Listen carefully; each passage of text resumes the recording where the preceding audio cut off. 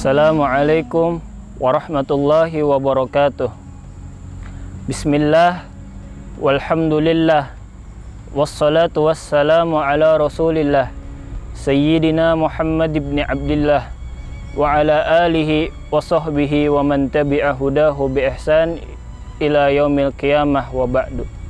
Alhamdulillah, segala puji bagi Allah Subhanahu wa ta'ala yang telah memberikan kepada kita taufik, hidayah serta inayah hingga kita dapat menjalankan ibadah puasa.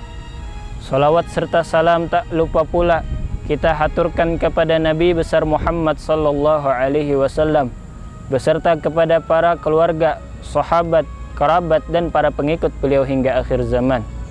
Pemirsa Banjar TV yang dimuliakan oleh Allah, ibadah memiliki dua potensi yang mana satu sama lain saling beriringan.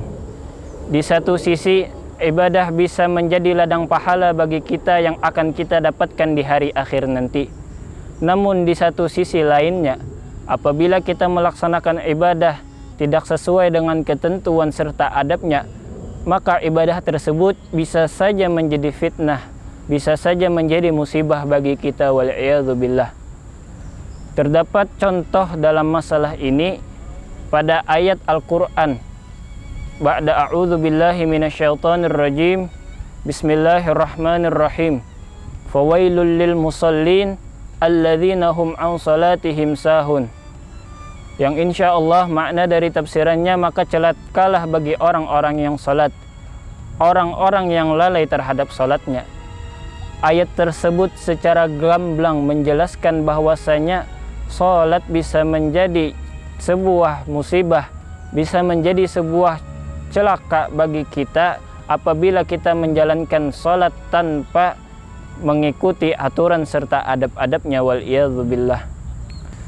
Pemirsa Banjar TV yang dimuliakan oleh Allah, lalu bagaimana dengan puasa Ramadan kita? Apakah di dalamnya terdapat pula ancaman bagi yang menjalankannya tidak sesuai dengan aturan?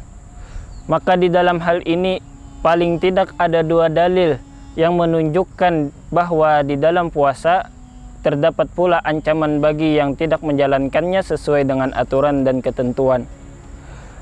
Dalil yang pertama, dalil yang bersumber dari hadis Nabi Muhammad sallallahu alaihi wasallam. Beliau bersabda, "Rubba sha'imin laisa min siyamihi illa al-ju' wa laisa min qa'imin min qiyamihi illa as-sahar." Hadis riwayat Nasa'i. Yang artinya, betapa banyak orang yang berpuasa tidak mendapatkan apa-apa dari puasanya kecuali lapar. Dan berapa banyak orang-orang yang beribadah pada malam hari tidak ada mendapatkan apa-apa kecuali ia hanya begadang. Hadis riwayat An-Nasa'i. Adapun dalil yang kedua terdapat pada hadis yang panjang, di mana diriwayatkan dari Abu Hurairah radhiyallahu anhu, ia berkata, pada suatu hari Nabi sallallahu alaihi wasallam naik ke mimbar, lalu beliau bersabda amin, amin, amin 3 kali.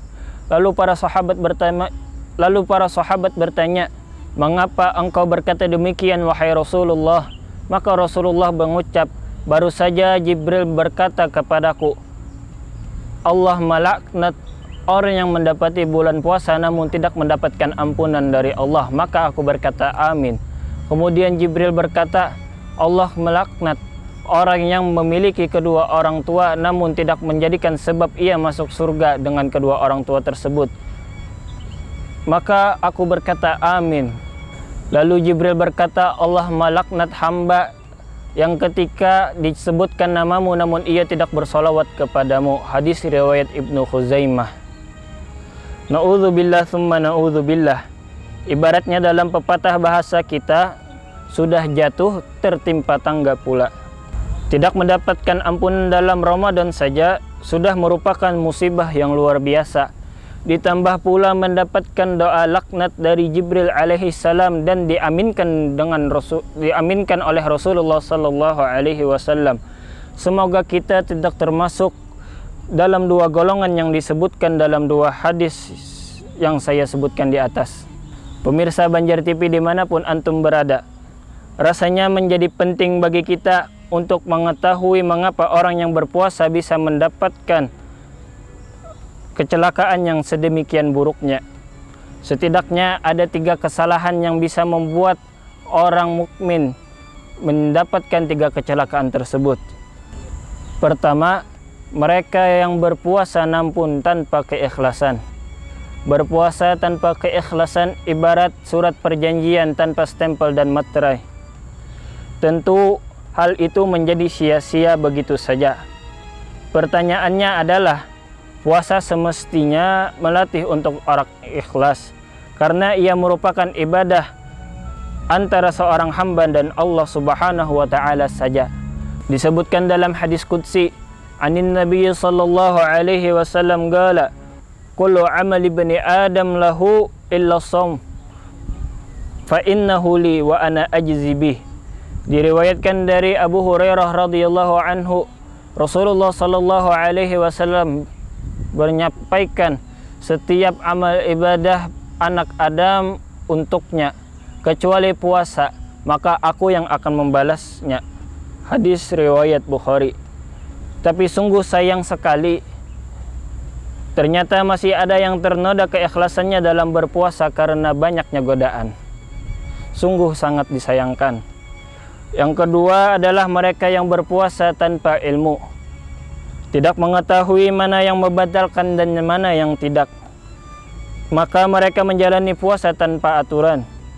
Yang kedua, mereka yang menjalankan puasa tanpa mengetahui ilmu tentang puasa.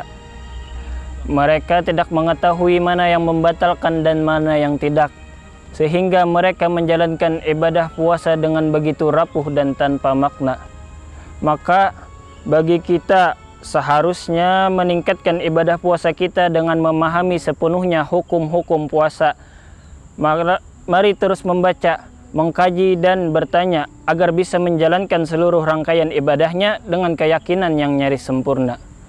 Adapun yang ketiga adalah mereka yang menjalankan ibadah puasa dengan penuh kemalasan, dalam arti tidak menyadari kemuliaan bulan Ramadan. Yang ketiga, mereka yang bermalas-malasan pada bulan Ramadan. Mereka tidak mengetahui betapa mulianya, betapa agungnya bulan Ramadan tersebut, sehingga mereka menjalani bulan Ramadan hanya dengan bermalas-malasan. Mereka tidak pula bertadarus, membaca Al-Quran dan bersedekah. Mungkin cukup sampai di sini apa yang bisa Al-Fakir sampaikan. Salah khilafnya mohon dimaafkan. Hadza minni wal afwu minkum. Assalamualaikum warahmatullahi wabarakatuh.